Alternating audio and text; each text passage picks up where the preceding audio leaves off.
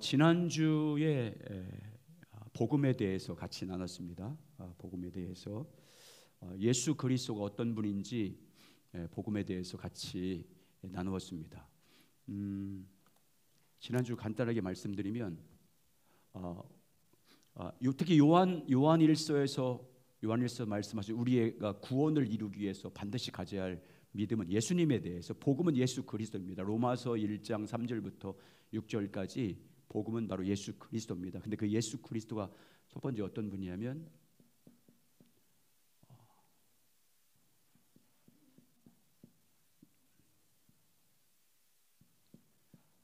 따라서 예수님은 그리스도십니다. 예수님이 그리스도란 의미는, 그리스도라 그 말은 하나님께서 우리를 구원하기 위해서 보내신 분이란 뜻입니다. 구약 성경을 통해서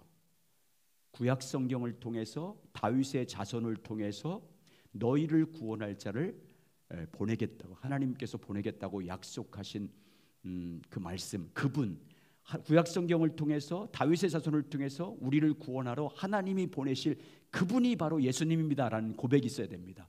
이게 예수님 나의 그리스도라고 믿는 믿음입니다. 그리스도는 구약 성경을 통해서 약속하신 그분을 믿는 믿음입니다. 두 번째는 예수님이 하나님의 아들임을 믿어야 됩니다.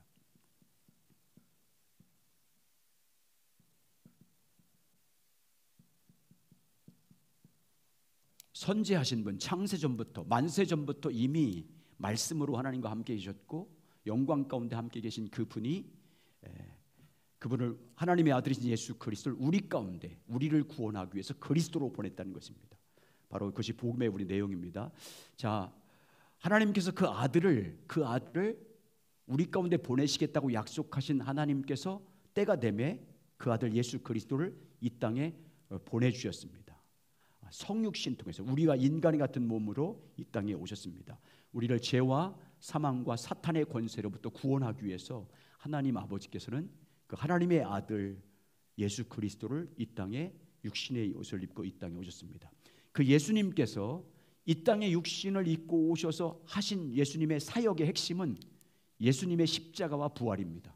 이 예수 그리스도께서 이 땅에 오셔서 성육신 하신 예수님께서 하신 사역의 핵심은 뭐냐? 바로 십자가와 부활입니다. 그러니까 우리를 구원하기 위해서 예수님께서 이 땅에 오셔서 하신 핵심적인 사역은 예수님의 십자가의 죽으심과 그리고 부활하심입니다. 이것은 초대교회 때 모든 성도들의 신앙 고백입니다. 예수 그리스도는 우리를 위해서 십자가에서 죽으셨고 그리고 3일 만에 부활하셨다. 이걸 이제 베드로의 설교로 표현하면 너희가 십자가에 죽인 예수를 하나님이 살리셔서 너희의 주와 그리스도가 되셨다. 이게 베드로가 선포한 복음이지 않습니까? 초대교회 때부터 교회 가운데 모든 성도들이 함께 모여서 또 개인적으로 고백했던 신앙은 예수 그리스도께서 십자가에 죽으시고 부활하셨다. 그리고 초대교회가 선포한 복음도 바로 이겁니다.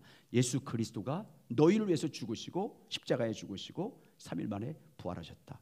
예수 그리스도가 죽으시고 부활하셨다. 이걸 예수 그리스도의 십자가와 부활, 이게 신앙의 핵심이었고 복음 전파의 핵심이었습니다. 그래서 사도행전 2장과 3장 10장까지 사도들과 빌립 지사를 비롯한 모든 사람들이 복음을 전하는 것을 보면 뭘 전합니까? 예수가 부활하셨다. 너희가 죽인 예수, 십자가에 매달아 죽인 그 예수가 부활했다는 복음을 계속 전합니다. 그래서 오늘은 예수님의 십자가 부활의 역사성에 대해서 말하겠습니다. 역사적인 예수님의 십자가에 죽으시고 부활한 것을 어떻게 우리가 역사적으로 증명하는지에 대해서 말씀 나누고, 다음 주부터는 복음의 내용인 그럼 예수 그리스도의 십자가의 죽음과 부활하심의 의미가 뭔지, 왜 예수님께서 십자가에 죽으시고 부활하심으로 말미암아 우리 가운데 이루어진 하나님의 구원의 역사는 어떤 의미가 있는지에 대해서 다음 주부터 이제 복음의 내용을 같이 나누겠습니다. 오늘은 예수님의 십자가 부활에 대해서 나누겠습니다. 자, 거기 시작 보면 고린도전서 15장 1절부터 4절입니다. 자, 같이 읽겠습니다. 시작.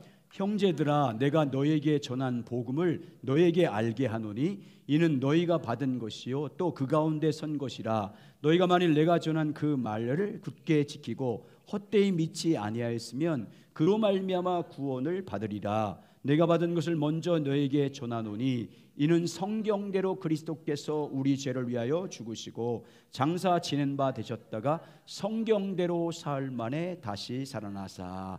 여기 사도 바울이 고린도 교회에 보낸 이 부활장인, 여러분 고린도 전서 15장은 부활장이잖아요. 누구의 부활에 대한 말씀이에요? 예수님의 부활이에요? 성도들의 부활이에요? 성도들의 부활인 거예요. 먼저 이제 예수님의 부활에 대해 언급하지만 이 고린도전서 15장은 부활장인데 우리들의 부활에 대한 말씀인데, 여기 보시면 내용이 보면 예수님의 죽으심과 부활을 뭐대로 이루었다고 계속 반복하고 있어요. 성경대로. 아주 중요한 말씀이에요. 성경대로 그리스도께서 우리의 죄를 위하여 죽으시고 장사 지낸 바 되셨다가 성경대로 사흘 만에 다시 살아나사. 여러분 그러면 성경대로란 말이 뭘까요? 뭘 의미하는 거예요? 예수님이 성경대로 죽으셨고 부활하셨어요. 그럼 예수님은 구약 성경에 예언한 그 뭐라는 거예요? 메시아, 그 말이는 거예요. 성경대로 죽으시고 성경대로 부활했다 그러면 예수 그리스도 그분은 구약 성경에서 수많은 선지자를 통해서 우리에게 약속하고 말씀한 그 언약을 성취하신 그분이다. 메시아다, 그리스도다, 이 말이에요. 두 번째, 예수님이 성경대로 죽으시고 부활했다. 그 말은 예수님의 십자가 부활이 뭐대로 된 거라 그 말이에요. 그냥 즉흥적으로 오셔서 그냥 잘못해서 십자가에 죽으시고 부활한 거예요? 아니면 구약 성경부터 예언됐다 그 말이에요? 예언이 성취된 거다. 예수님의 죽으심과 부활은 구약 성경에 예언된 그 모든 말씀이 성취된 것이다. 그대로 죽으심에 대한 말씀한 그대로, 부활에 대한 말씀하신 그대로 성경대로 부활하셨다, 그 말하는 것입니다. 여러분 예수님에 대한 모든 언약뿐만 아니라 우리의 모든 언약은 성경대로 돼야 되는 거예요. 아멘. 성경대로 돼야 되는 거예요. 그래서 예수님은 십자가에 돌아가시면서 하루 십자가의 길 언덕길, 십자가의 군병들에게 잡혀서 끌려가면서 십자가에 죽는 그 순간까지 하루에 29개 구약 말씀이 성취돼요. 예수님은요 자기 몸을 통해서 자기 삶을 통해서 뭘 이룬 거예요? 구약 성경에 예언된 말씀을 다 이루셨어요. 십자가의 죽으심과 부활도 마찬가지예요. 바로 이것은요 예수님의 언약의 성취자다 그 말이에요. 하나님께서 구약 성경을 통해서 그렇게 몇천 년 동안 계속해서 너희들의 그리스도를 보내줄 거다, 너희를 구원할 자를 보내줄 거다가 예언했던 그분, 바로 그분이고 그분의 십자가의 죽음과 부활은 바로 그분에 대한 약속의 말씀들이 성취된 것이다, 그 말하는 것입니다. 자, 먼저 예수님의 죽으심에 대해서 한번 나누겠습니다. 자, 마가복음 15장 25절 27절 말씀 보겠습니다. 마가복음 15장 25절 27절 시작. 때가 제3시가 되어 십자가에 못 박으니라. 그 위에 있던 제패 유대인의 왕이라 썼고 강도들이 예수와 함께 십자가에 못 박으니 하나는 그의 우편에 하나는 좌편에 있더라. 당시 종교 지도자들이 예수님을 죽이기로 작정하는데 뭘로 죽이기로 작정해요? 십자가로 죽이기로 작정해요. 십자가로 죽이기로 작정합니다. 근데 십자가로 죽이기 작정한 이유는 두 가지가 이유였어요. 첫 번째는 정치적인 면이 있고 하나는 유대인 관점에서 있어요. 자, 당시에 수많은 사람들이 예수님을 따랐어요. 예수님이 행하신 표적과 천국 복음을 듣고 예수님이 메시아이고 선지자임을 알고 따르는 사람이 많았어요. 그러니까 종교자들이 볼 때 예수님이 너무 마음에 안 드는 거예요. 왜? 그들이 생각하기에는 이 이스라엘을 구원할 자 메시아는 정치적으로 로마로부터 해방시킬 자라고 생각했어요. 정치적으로 권세가 있어서 왕으로 오셔서 이 로마 정권을 물리치고 이스라엘을 몇천 년 만에 해방시킬 자로 그렇게 생각했어요. 그리고 자기들의 필요를 채워줄 그런 분으로, 그런 그리스도로 생각했어요. 근데 예수님은 수많은 사람들이 높이려고 하고 왕으로 모시려고 할 때마다 도망갔어요. 그리고 나는 이 땅에 죽으러 왔다, 섬기러 왔다, 그런 말씀을 계속하니까 종교 지도자, 대제사장과 율법학자와 바리새인들 볼 때는 예수님이 너무도 마음에 안 드는 거예요. 그래서 예수님을 죽여야 되는데 십자가로 죽여야 된다는 생각을 했어요. 왜냐하면 보세요, 당시에 예수님을 십자가로 죽이려면 로마 정권 입장에서 예수가 뭐가 돼야 되는 거예요? 반역자가 돼야 돼요. 반란을 일으킨 사람. 왜냐하면 그때 십자가형은 로마 정부에 대해서, 로마 정권에서 반란을 일으킨 자는 십자가형을 처했거든요. 그러니까 종교 지도 생각할 때 저 예수를 십자가에 못 박으려면 로마를 대항해서, 로마 황제에 대해서, 로마 정권에 대해서 반란을 일으킨 자. 그래서 뭐래요? 이 사람은 이스라엘 백성들을 소요를 일으켜서, 소동을 일으켜서 나라를 전복시키려 한다고 누명을 씌우잖아요, 예수님을. 그래서 그때 당시에 사형 집행할 수 있는 권한이 누구에게만 있었어요? 로마 정부에만 있었어요. 로마 정권 총독만 죽일 수 있는 권한이 있었어요. 그래서 로마에 대해서 반란을 일으킨 자로, 그리고 예수님을 그렇게 모함해요.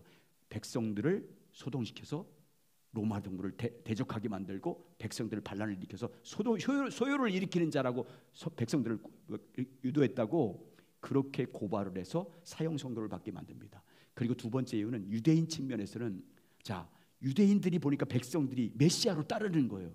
메시아로 따르는 것을 보니까 종교 지도자 입장에서는 저가 메시아가 아니고 거짓 선지자다라는 것을 증명하고 싶은 거예요. 그럼 어떻게 하냐? 율법에 뭐로 돼 있어요? 나무에 달린 자는 저주받은 자란 말이 신명기 23장 21절에 나와 있어요. 거기 보세요. 신명기 21장 23절 시작. 그 시체를 나무에 밤새도록 두지 말고 그날에 장사하여 내 하나님 여호와께서 내게 기업으로 주시는 땅을 더럽히지 말라. 나무에 달린 자는 하나님께 저주를 받음이리라. 자, 예수 그리스도가 나무에 달아 죽어야 선지자가 아니고 메시아가 아니고 거짓 선지자라는 것을 이 종교주의 입장에서는 반증할 수 있었어요. 그래서 십자가로 죽이기로 작정한 거예요.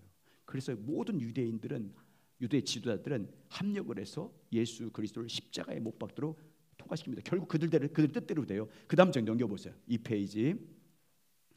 거기 중반절을 한번 읽어보겠습니다. 예수님 당시부터 읽겠습니다. 시작. 예수님 당시 종교 지도자에게 예수님은 눈의 가시와 같은 존재였습니다.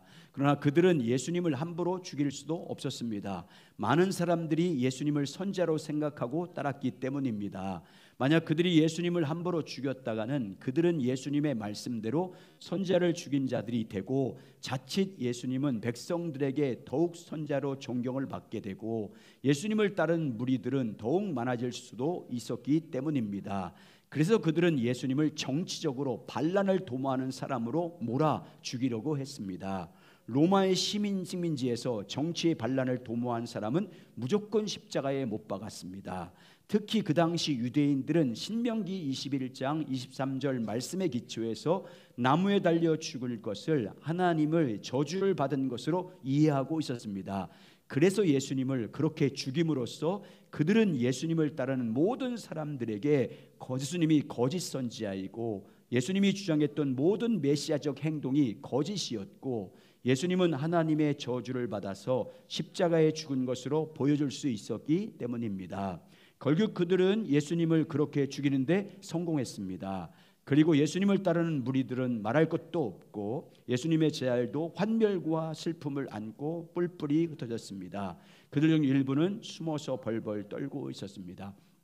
그래서 로마 정권을 가진 빌라도 총독과 로마 병정들이 예수님을 그렇게 비참하게 죽인 이유는요, 반란자였기 때문이에요. 그렇게 종교지도자들이 몰았기 때문에. 그리고 유대인 입장에서는 그를 십자가에 못 박으라고 외친 이유는 무엇이냐면 나무에 달아 저주받은 사람이라고 그렇게 하기 때문에 그렇습니다. 자, 이렇게 해서 종교 지도자의 계획대로 됐어요. 예수님이 십자가에 죽었습니다. 사탄도 자기가 이겼다고 생각했겠죠. 근데 문제는 뭐냐면 예수님이 부활하셨다는 것입니다. 할렐루야. 예수님이 부활하신 것입니다. 예수님이 부활해서 여러분 보세요. 예수님이 부활한 것을 제자들이 찾아와서 부활하신 주님을 확인했습니까? 아니면 부활하신 예수님이 제자들을 찾아가서 부활하신 자기를 증명했습니까? 예, 예수님이 찾아갔어요. 11번이나 찾아갑니다. 11번. 예수님이 찾아가서 제자들에게 자신의 부활을 확증시켜 줍니다. 그래서 부활하신 주님을 만난 제자들이 그때부터 어떻게 생각하냐? 아, 종교 지도자들이 말했던 예수님은 반란자도 아니고 거짓 선지자도 아니고 예수님 말씀대로 그분이 바로 구약 성경에서 말씀하신 그분이구나. 하나님이 보내신 그분이라는 걸 믿게 돼요. 뭘 보고 나서? 부활을 확인하고 나서부터. 부활을. 그래서 제자들은 그때부터 예수님의 죽으심과 부활을 목숨 걸고 선포하기 시작하는 거예요. 예수 그리스도는 구약 성경에서 예언한 바로 그리스도입니다. 그분입니다. 하나님이 보내신 메시아입니다. 유대인들이 죽인 예수를 하나님 아버지가 살리셔서 우리의 그리스도와 주가 되게 하셨습니다 라고 말씀합니다. 그래서 여러분 생각해 보세요.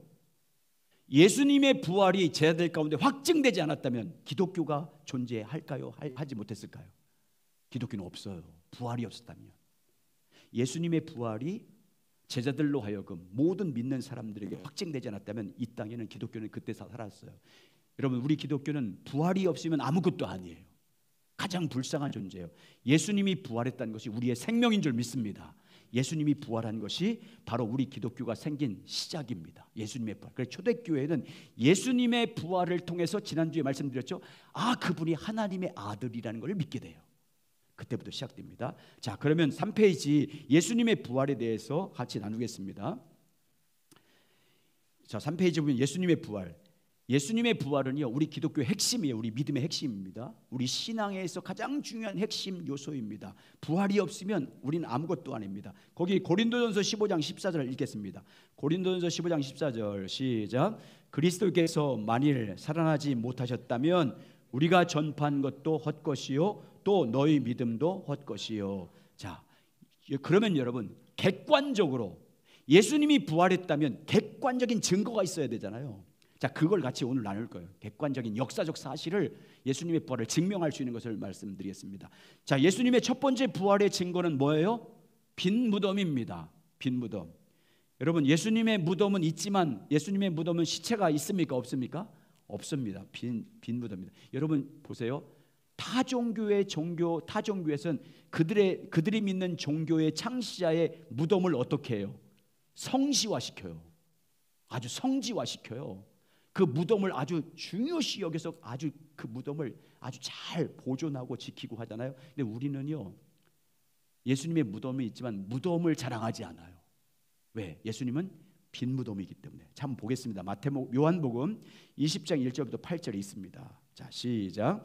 안식 후 첫날 일찍이 아직 어두울 때 마리아달라 마리아가 무덤에 와서 돌이 무덤에 옮겨진 것을 보고 시몬 베드로와 예수께서 사랑하시던 그 제자들에게 달려가서 말하되 사람들이 주님을 무덤에서 가져다가 어디 두었는지 우리가 알지 못하겠다 하니, 그 다음 장에서 베드로와 그 다른 제자가 나가서 무덤으로 갈새 둘이 같이 다름질하더니 그 다른 제자가 베드로보다 더 빨리 달려가서 먼저 무덤에 이르러 구부려 세마포 놓인 것을 보았으나 들어가지는 아니하였더니 시몬 베드로는 따라와서 무덤에 들어가 보니 세마포가 놓였고 또 머리에 쌌던 수건은 세마포와 함께 놓이지 않고 딴 곳에 쌌던 대로 놓여 있더라. 그때야 무덤이 먼저 갔던 다른 또 제자도 들어가서 보고 믿더라. 자, 거기 질문면 제자들은 무덤에서 시신을 보았습니까? 보지 못했습니까?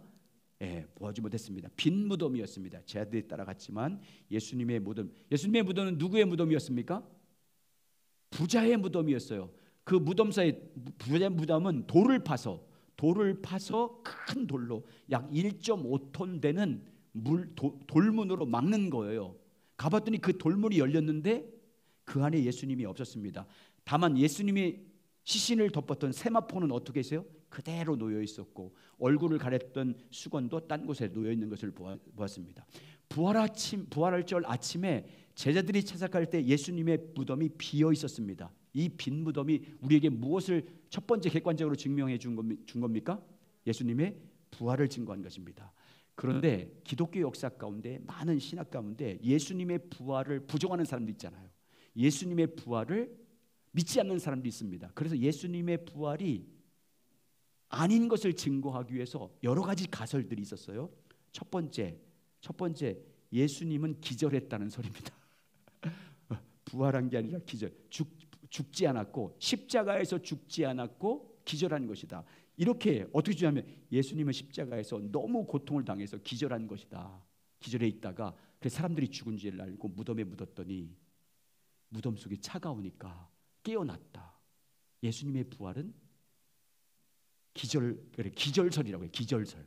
예수님은 죽지 않았다. 이렇게. 여러분 근데 한번 생각해 보세요. 이 말이 얼마나 황당한 거지. 예수님이 여러분 십자가에 달리기 전에 채찍과 그리고 심한 고통을 당했습니다. 그리고 십자가에서 6시간 동안 매달려 계셨습니다.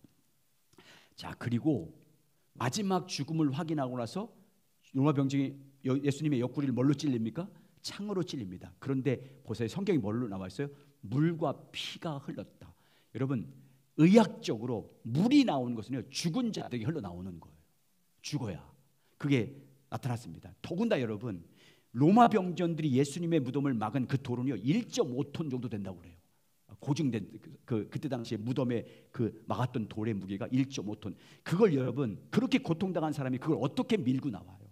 이런 말도 안 되는 설을 말하는 거예요. 예수님의 부활을 부정하기 위해서 예수님은 기절했던 것이다, 십자가에 죽지 않았다, 이렇게 말하는 사람이 있어요. 두 번째는 뭐냐면 제자들이 예수님의 시체를 숨겨놓았다.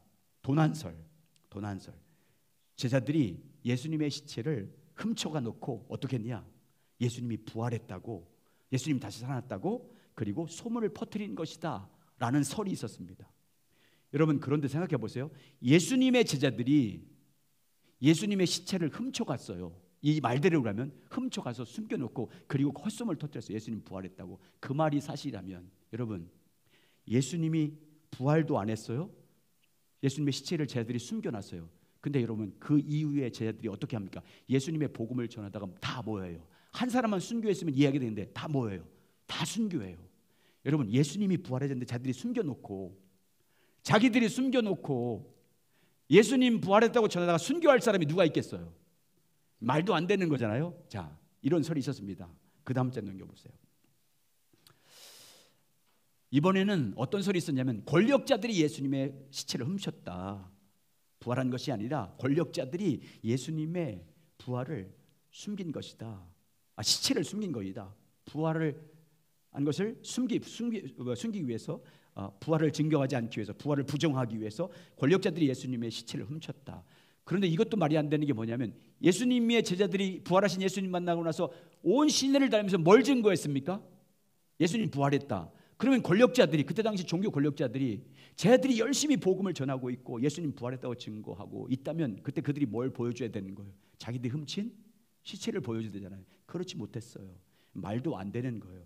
여러분, 예수님의 빈 무덤은 우리에게 부활을 증거하는 것인 줄 믿습니다. 자, 5페이지 보세요. 요한복음 20장 6절에서 8절 같이 있습니다. 시작. 시몬 베드로는 따라와서 무덤에 들어가 보니 세마포가 놓였고 또 머리를 쌌던 수건은 세마포와 함께 놓이지 않고 딴 곳에 쌌던 대로 놓여 있더라. 그때야 무덤이 먼저 갔던 그 다른 제자들도 들어가 보고 믿더라. 여러분, 빈 무덤은, 우리 기독교는 빈 무덤을 자랑합니다. 예수님의 부활을 증거하는 첫 번째 증거인 줄 믿습니다. 자, 두 번째는요, 제자들에게 나타나는 거예요. 부활의 두 번째 증거. 부활하신 주님이 누구에게 나타났습니까? 제자들에게 나타났습니다. 자, 고린도전서 15장 3절부터 8절 같이 있습니다. 시작.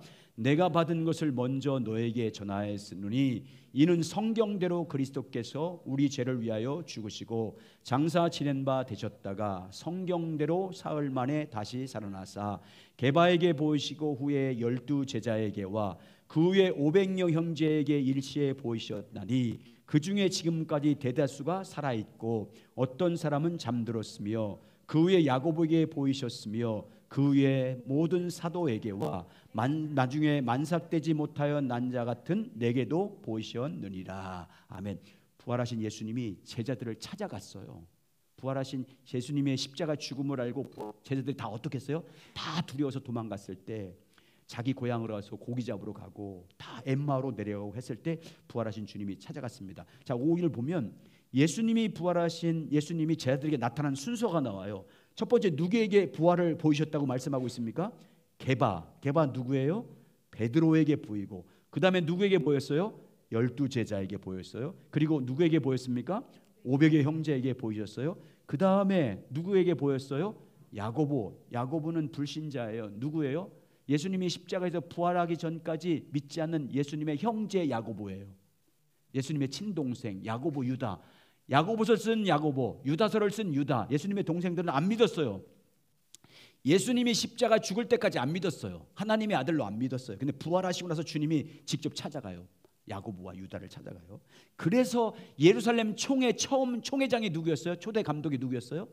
예수님의 친동생 야고보가 베드로보다 권위가 높았었어요. 그래서 야고보를 써서 편지를 보냅니다. 그래서 이제 그때부터 부활하신 주님 만나고 나서 복음 증거하는 야고보, 그리고 나중에 순교하게 됩니다. 그리고 맨 나중에 8절에 보면 맨 나중에 만삭되지 못하여 난 자 누굽니까?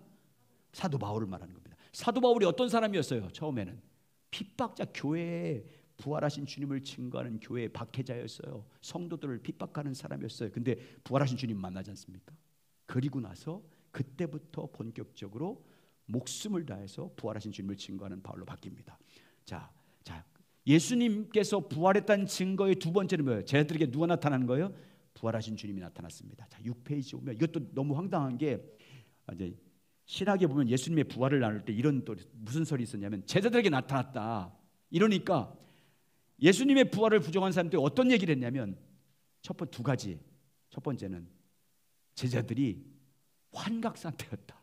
이렇게 말한 거예요. 부활하신 주님을 환각 상태에서 헛것을 본 것이다라고 주장했어요. 말도 안 되잖아요. 베드로 한 사람에게도 아니고 12제자와 500의 형제들과 그리고 심지어 예수님을 박해했던 바울, 그리고 예수를 믿지 않던 야고보 같은 사람이 어떻게 한 사람도 아니고 모두가 다 환각 상태에서 본다는 거 말도 안 되지 않습니까? 또 두 번째는 뭐냐? 유령설. 예수님은 유령이었다. 부활하는 것은 유령이었다. 그래서 예수님이 유령인 줄 알고 제자들이 두려워하니까 어떻게 합니까? 먹을 거 갖고 와봐라.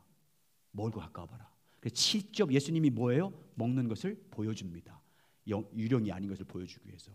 예수님께서 제자들에게 나타난 것이 두 번째 예수님의 부활을 확실한 증거입니다. 그런데 예수님이 부활하신 것이 예수님의 제자들에게 나타난 것이 부활의 증거일 뿐만 아니라 그 제자들이 어떻게 됐다는 거예요? 변한 것입니다. 세 번째, 자, 6페이지. 예수님의 제자들이 예수님을 만나고 나서 변했다는 게 중요하잖아요. 자, 사도행전 1장 3절에 있습니다. 사도행전 1장 3절 6페이지 밑에 있습니다. 시작. 그가 고난 받으신 후에 또 그에게 확실히 많은 증거로 친히 살아계심을 나타내사 40일 동안 그들에게 보이시며 하나님 나라의 일을 말씀하시니라. 부활하시고 나서 40일 동안 제자들과 함께 11번 동안 나타나셨어요. 계속 그러면서 제자들에게 부활하신 주님을 증거한 분이 누구셨어요? 예수님 자신이었어요. 11번에 걸쳐서 제자들에게 그리고 500명 형제들에게 계속해서 찾아가서 예수님은 부활하신 자기를 확증시킵니다. 부활하신 주님을 만난 제자들이 어떻게 됩니까? 부활하신 주님을 만난 제자들이 변했다는 거예요. 완전히 변했습니다. 여러분 보세요. 예수님 십자가에 죽을 때 사도 요한만 십자가 그 골고다 언덕까지 따라갔어요. 모든 제자들은 다 어디 갔어요? 베드로를 비롯한 모든 제자들은 두려워서 다 도망갔어요. 다 고향을 하고 다 도망갔어요. 그런데 부활하신 주님이 다 찾아갑니다.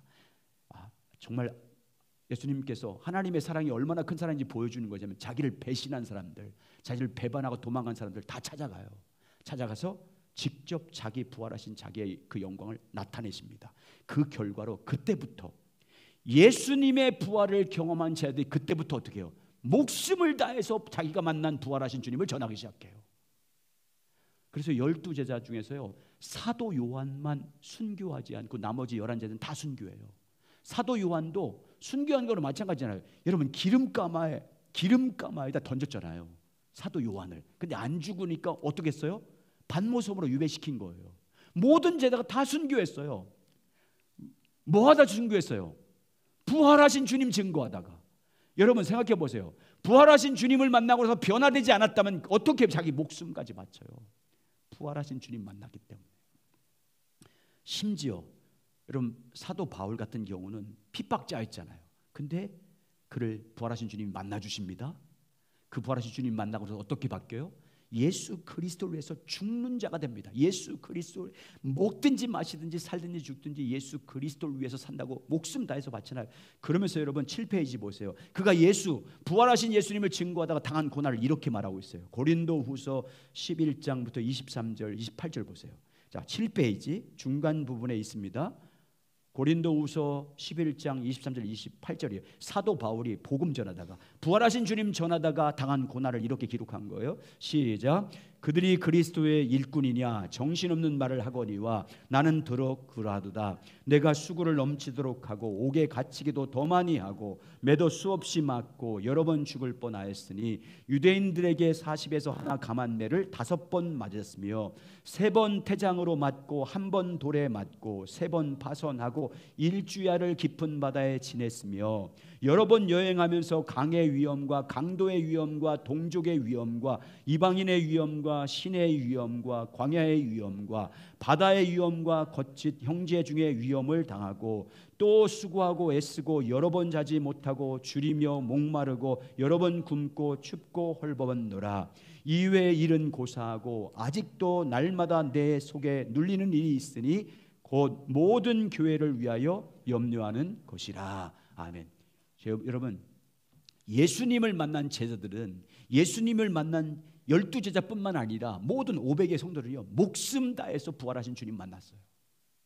나중에 이제 사도행전에 가서 사도행전 2장에서 성령 받은 다음에 그때부터 집사들까지도 보세요. 오직 부활하신 주님을 증거하다가 목숨 다해서 증거합니다. 이런 변화는요 누구를 만났기 때문이에요. 부활하신 주님은 여러분 우리 가운데 우리가 예수님을 만나면 누구를 전하겠어요? 내가 만난 예수를 전하는 거예요. 내가 만난 예수를 전하지 않을 수 없어요. 목숨 다해서 전하는 거예요. 부활하신 주님 만난 사람들은. 이게 뭐 하는 거예요? 예수님의 부활의 확실성을 말하는 거예요. 4번째, 부활의 증거는 교회가 생겼다는 거예요. 이 땅에 교회가 생겼다는 거예요. 그리고 교회가 부흥했다는 거예요. 예수님의 부활의 확실한 증거는요, 부활이 없었으면 교회는 없어요. 교회가 어떻게 생겨요? 교회가 뭐예요? 부활하신 예수님을 믿는 사람들의 공동체예요. 아멘. 부활하신 예수님을 증거하는 공동체가 교회예요. 근데 부활하신 주님이 없으면 어떻게 교회가 생겨요? 초대교회는 부활하신 주님을 믿는 사람들이 모인 곳이고 그 부활하신 주님을 증거한 것이 교회였어요. 그러니까 교회의 탄생은요 놀라운 가장 확실한 예수님의 부활의 증거예요. 거기 보세요. 누가복음 24장에 엠마오가로 갔던 2 제자가 예수님 만난 다음에 그 이후에 일어났던 일을 이제 11명의 제자들이 엠마오 제자를 포함해서 11명의 제자들이 예루살렘에서 숨어 있었을 때 그때 예수님이 나타나서 했던 내용이에요. 한번 쭉 읽어보겠습니다. 시작. 곧 그때로 일어나 예루살렘에 들어가 보니 11제자 및 그들과 함께한 자들이 모여 있어 말하기를 주께서 과연 살아나시고 시몬에게 보이셨다 하는지라. 2 사람이 길에서 된 일과 예수께서 떡을 떼심으로 자기들에게 알려주신 것을 말하더라. 이 말을 할 때 예수께서 친히 그들 가운데 서서 이르시되 너에게 평강이 있을지어다 하시니 그들이 놀라워 무서워하여 그 보는 것을 영으로 생각한지라. 예수께서 이르시되 어찌하여 두려워하여 어찌하여 마음의 의심이 일어나느냐. 내 손과 발을 보고 나인 줄 알라. 또 나를 만져보라. 영은 살과 뼈가 없으되 너희 보는 바와 같이 나는 있느리라.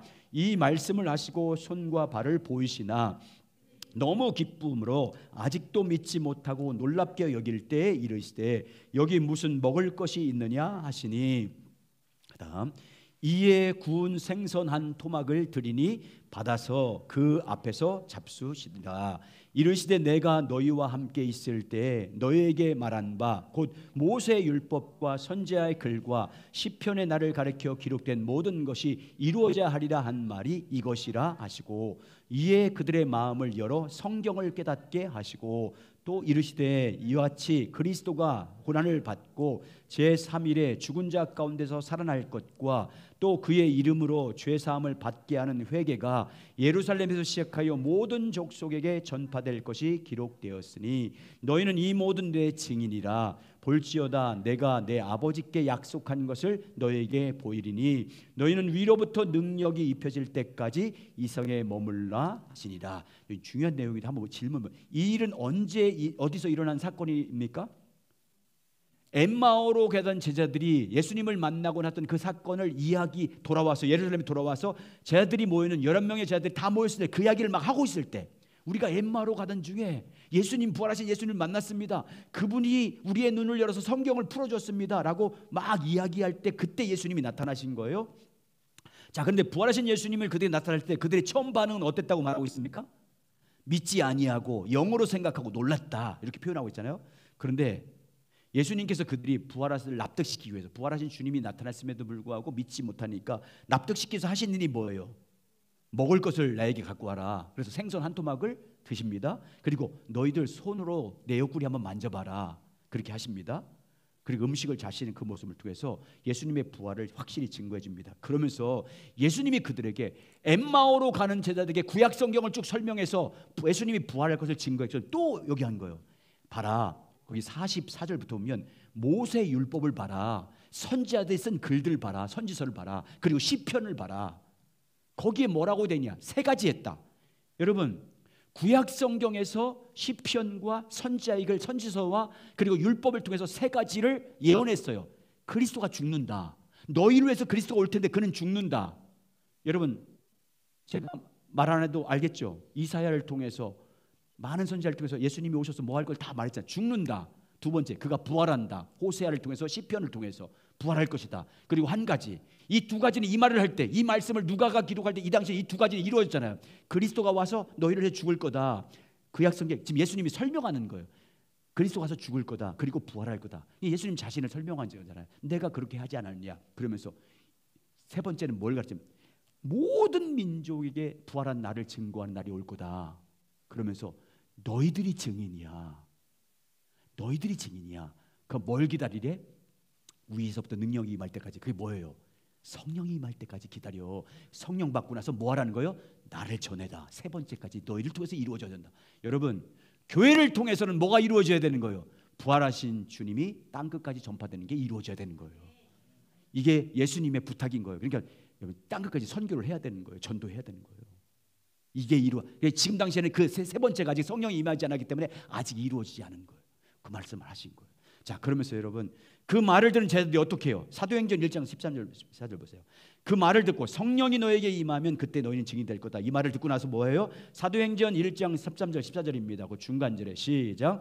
들어가 그들이 유다하는 다락방으로 올라가니 베드로, 요한, 야고보, 안드레와 빌립, 도마와 바돌로메, 마테와 및 알페오의 아들 야고보, 세로신 시못, 야고보의 아들 유다가 다 거기 있어 여자들과 예수의 어머니 마리아와 예수의 아우들과 더불어 마음을 같이어 오르지 기도에 힘쓰더라. 120명의 성도들이 마가의 어머니 다락방에 들어가서 전혀 기도에 힘씁니다. 오로지 기도에 힘써요. 그러자 오순절 날이 됐습니다. 사도행전 2장 1절과 4절.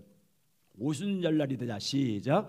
오순절이 날이 이르매 그들이 다 같이 한 곳에 모였더니 호련히 하늘로부터 급하고 강한 바람 같은 소리가 있어 그들이 앉은 온 집에 가득하며 마치 불의 혀처럼 갈라진 것들이 그들에게 보여 각 사람 위에 하나씩 임하더니 그들이 다 성령 충만함을 받고 성령의 말하게 하심을 따라 다른 언어들이 말하기를 시작하니라. 자, 보세요. 부활하신 주님을 만났습니다. 부활하신 주님으로부터 성령 받고 나서 내 증인되라는 부탁을 받았어요. 승천할 때도 그 말하잖아요. 성령이 너희에게 임하시면 너희가 권능을 받고 예루살렘과 온 유대와 사마리아 땅끝까지 내 증인되라. 이 말씀을 했습니다. 그 말씀 듣고 기도하다 성령이 임했습니다. 성령 받은 제자들이 나가서 뭐 전합니까? 베드로 사도행전 2장에서 너희가 죽은 예수를 하나님이 살리셨다. 그가 우리의 구주와 그리스도가 되게 하셨다. 이걸 선포합니다. 그래서 그 설교 듣고 나서 3,000명씩 5,000명씩 회개해서 그게 뭐가 돼요? 교회가 되잖아요. 교회의 탄생은 뭘 증거한 거예요? 예수님의 부활을 증거한 거예요. 그래서 이 땅에는요, 교회가 계속 땅 끝까지 전파되고 있잖아요. 계속 확장됩니다. 여러분 9페이지 넘겨 보세요. 자, 부활하신 주님을 만난 제자들이 오직 뭘 증거하는지 보세요. 부활하신 주님을 만난 사람들이, 교회가 생성되기 전에 성령 받은 사람들이 부활하신 주님만을 전합니다. 너희들이 죽은 예수를 죽였으나 하나님이 살리셨다. 이 말을 계속 전해요. 사도행전 2장 19페이지 밑에 있죠. 20절 24절 시작. 이스라엘 사람들아 이 말을 들으리가 너희도 아는 바와 같이 하나님께서 나사렛 예수로 큰 권능과 기사와 표적을 너희 가운데 베푸사 너희 앞에서 그를 증언하셨느니라.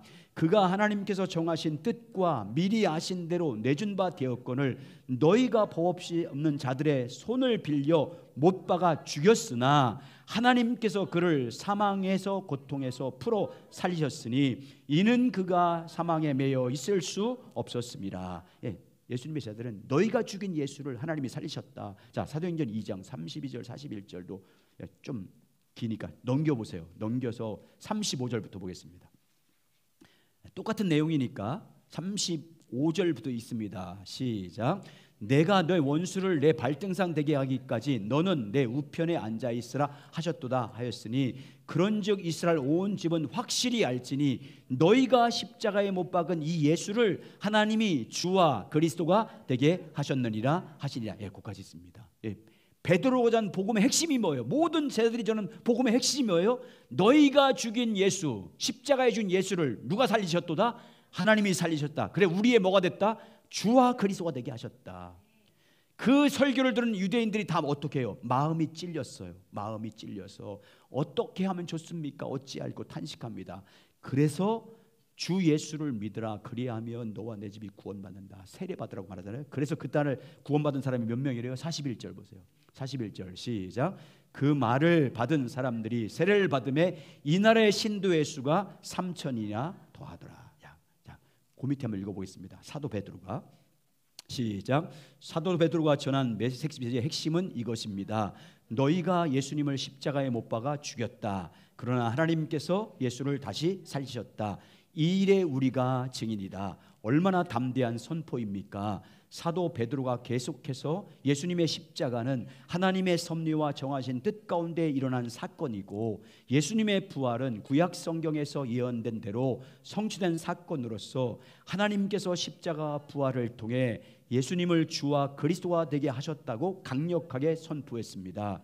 특히 베드로는 너희가 죽인 예수를 하나님이 살리셨다고 반복해서 강하게 선포했습니다. 오늘 베드로의 설교는 예수님이 십자가에서 못 박혀 돌아가신 지 2달이 안 된 시점에서 예수님을 죽인 그들에게 전한 설교라고 사실을 기억해야 됩니다. 여러분, 베드로는 예루살렘 공의회 앞에서 설교했어요. 그러니까 유대인들의 예수님을 십자가에 죽이는데 핵심 지도자였던 종교 지도자 앞에서 설교한 거예요. 그래서 여러분, 베드로를 잡아 죽이려고 할 때 천사가 그를 보호하지 않습니까? 그래서 교회가 생긴 거예요. 그때 회개한 사람들, 그 많은 사람 가운데 유대 지도자들은 방해했지만 하나님의 성령에 감동된 사람들은 회개했습니다. 그래서 교회가 생겼습니다. 자, 보세요. 그 일이 있으나도 사도행전 3장에 가면 예수님의 제자인 베드로와 요한이 많은 제자를 데리고 날마다 성전에 기도하러 3번씩 올라갑니다. 그때 누가 그 앞에서 구걸했어요? 나면서부터 안진뱅이 된 자가 뭘 달라고 했어요. 그러니까 이 베드로가 뭐래요? 은과 금은 내게 없지만 내가 낫사렛 예수 그리스도 이름으로 너에게 명하노니 일어나 걸어갑니다. 그러자 이 안진뱅이가 뻘떡 일어나서 찬양도 하고 기뻐하더라 그래. 그러니까 많은 사람들이 그걸 보고 이게 어찌된 일이냐고 물어요. 베드로가. 그래서 그때 베드로가 뭐라고 설교합니까? 너희들이 죽인 예수 그리스도를 믿는 믿음이, 너희가 죽인 예수를 하나님이 살리신 그 그리스도, 부활하신 예수 그리스도를 믿는 믿음이 이를 살린 거다, 이렇게 말하잖아요. 그 다음 장 넘겨보세요. 그 다음 장 사도행전 3장 16절 13절 16절 보세요. 자, 이렇게 말합니다. 그때 그들이 어떻게 나를 살리냐고 물었을 때 그때 베드로가 이렇게 말합니다. 시작. 아브라함과 이삭과 야곱의 하나님 곧 우리 조상의 하나님이 그의 종 예수를 영화롭게 하셨느니라. 너희가 그를 넘겨주고 빌라도가 놓아 주기로 결의한 것을 너희가 그 앞에서 거부하였으니 너희가 거룩하고 의로운 일을 거부하고 도리어 살인한 사람을 놓아 주기를 구하여 생명의 주기를 죽였도다. 그러나 하나님이 죽은 자 가운데서 그를 살리셨으니 우리가 이 일의 증인이라. 그 이름을 믿음으로 그 이름이 너희가 보고 아는 이 사람을 성하게 하였으니 말미암은 믿음이 너희 모든 사람 앞에서 이와 같이 완전히 낫게 하셨느니라. 무슨 믿음이 이 안진뱅이를 치료했다는 거예요? 무슨 믿음이? 너희가 죽인 예수를 살리셨는데 그 부활하신 예수 그를 믿는 믿음이 살렸다, 그렇게 하는 거잖아요. 여러분, 우리 가운데 영적으로나 육적으로 회복의 능력은 누가 우리 가운데 역사해야 됩니까? 부활하신 주님이 역사해야 됩니다. 아멘. 성령께서 역사할 줄 믿습니다. 계속 한번 읽어보시죠. 시작. 베드로가 전한 메시지는 부활하신 예수님이었습니다. 너희는 예수를 죽였다. 그러나 하나님이 그를 살리셨다. 우리는 그 일의 증인이다. 이 사람은 부활하신 예수님의 이름이 낫게 한 것이다. 예수 이름을 믿음으로 성하게 된 것이다. 그리고 베드로는 자기들이 핍박하는 예루살렘 공회 앞에서 이 사실을 전합니다. 자, 사도행전 4장 10절 시작. 너희와 이 모든 사람들이 알라. 너희가 십자가에 못 박고 하나님이 죽은 자 가운데 살리신 나사렛 예수 그리스도의 이름으로 이 사람을 건강하게 하여 너희 앞에 섰느니라. 예, 그래서 여러분, 그래서 교회가 생긴 거예요. 3,000명씩 5,000명 회개해서 교회가 생깁니다. 여러분, 교회의 탄생과 부흥은 예수님의 부활을 확실하게 증거하는 증거입니다. 자, 거기 마지막 결론 한번 읽겠습니다. 마지막 11페이지 마지막 교회는 시작. 교회는 소수의 교육받지 못한 어부와 세리들로부터 시작해요 300년 동안 전 세계를 휩쓸었습니다. 예루살렘에 시작하여 전 세계 곳곳마다 교회가 세워졌습니다. 교회는 십자가에 죽으시고 부활하신 예수님을 믿는 자들에 의해서 세워졌습니다. 교회는 십자가에서 죽으시고 부활하신 예수님을 주인님으로 믿는 사람들의 공동체입니다.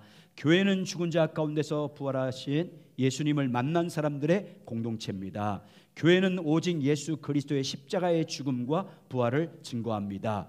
이 땅의 교회는 부활의 절 빈 무덤에서 시작되었습니다. 예수님의 빈 무덤에서 시작하여 온 누리에 퍼졌습니다. 이 땅의 교회는 예수님의 부활의 확실한 증거입니다. 아멘. 여러분, 오늘 이건 예수님이 십자가에서 부활하신 얼마 안 된 사건이잖아요. 2달 이후의 사건이 그렇게 된 거잖아요. 근데 여러분, 지금까지 인류 역사 2000년 역사 가운데 교회가 얼마나 죽은 자들 껴하면 여러분 하늘의 별처럼 바다의 모래처럼 아브라함 후손을 많게 할 거다. 그 말이 성취됐잖아요. 근데 오늘날도 여러분 모든 교회, 그 교회가 타락했든 타락하지 않았든 그 교회가 변질됐든 변질될 것 뭘 전해요? 교회에서 예수 부활에 대해 전하잖아요.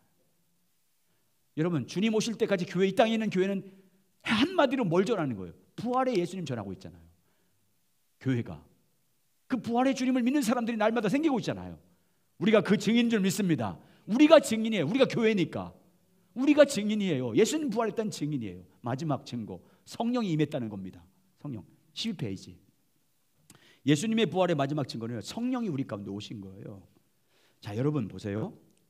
예수님이 십자가 지기 전에 요한복음 14장, 15장, 16장에서 뭘 약속해요? 십자가를 지기 전에 유대인들에 의해서, 아니 가룟 유다에서 팔리기 전에, 그 전에 13장에서 세족식을 합니다. 성만찬을 나눕니다.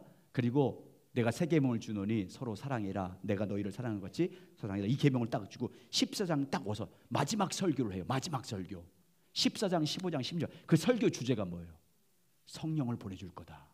나 같은 보혜사가 다른 보혜사를 보내줄 거다. 성령이 오시면, 진리의 영이 오시면, 그래서 요한복음 14, 맨 밑에 요한복음 14장 26절 예수님이 성령 이번에 이렇게 약속해요. 성령이 오시 이렇게 하신대. 마지막 밑에 요한복음 14장 26절 시작. 보혜사 곧 아버지께서 내 이름으로 보내실 성령, 그가 너에게 모든 것을 가르치고 내가 너에게 말한 모든 것을 생각나게 하리라. 여러분, 저 보세요. 성령님이 오시면 예수님의 말씀을 생각나게 하는 게 주의 음성이에요. 생각나게 하시는 것. 아멘. 성령이 생각. 그리고 또 15장에서 보세요. 15장 26절. 여러분, 이 말씀은 암송에도 알고 계셔야 돼요. 시작.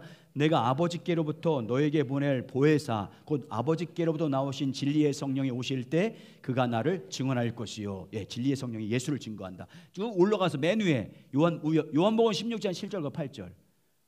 요한복음 16장 7절과 8절 시작. 그러나 내가 너에게 실상을 말하노니 내가 떠나는 것이 너에게 유익이라. 내가 떠나기 아니하면 보혜사가 너에게로 오지 아니할 것이요 가면 내가 그를 너에게 보내리니 그가 와서 죄에 대하여 의에 대하여 심판에 대하여 세상을 책망하리라. 여러분, 이때 당시는 예수님이 육체 안에 거실 때요. 여러분, 예수님이 이때 육신을 입고 오실 때는 여기서 계시면 예수님이 십자가에서 죽으시고 부활한 다음에 말고요, 그 전에 공생의 3년 동안 33년 살 동안은요, 예수님이 여기 있으면 저쪽 방에 예수님이 갈 수 없었어요. 왜? 육체 안에 계셨기 때문에. 그래서 말한 거예요. 내가 빨리 하늘로 올라가는 게 너에게 유익이다. 그러면 누가 와서? 성령이 와서 믿는 자가 어디에 있든지 하나님의 영을 보낸 줄 믿습니다. 영으로 우리 가운데 오시기 때문에. 그래서 우리가, 여러분 보세요. 그래서 우리가 성령 임하면요, 첫 번째 뭐예요? 죄에 대해서 생각나게 한대. 의에 대해서, 심판에 대해서. 우리가 그래서 예수님 처음 만나면 뭐예요? 눈물 콜 흘리면서 뭐예요? 회개하잖아요. 오늘도 성령이 역사하고 계십니다, 여러분 안에서.